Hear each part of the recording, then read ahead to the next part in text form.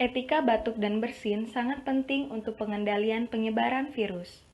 Bila batuk, jangan batuk tanpa ditutup. Jangan menutup dengan kedua telapak tangan, dan jangan menutup dengan tangan yang mengepal. Etika batuk yang benar, tutup mulut dan hidung dengan tisu, tutup dengan lengan baju, dan gunakan masker untuk batuk yang berkala. Saat bersin, jangan bersin tanpa ditutup.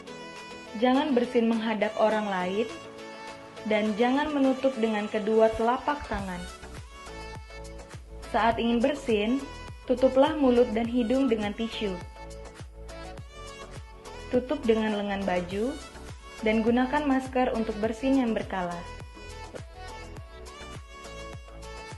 Lalu, lipat tisu yang telah digunakan dan buang ke tempat sampah. Dan jangan lupa mencuci tangan 6 langkah dengan sabun setelah batuk atau bersin.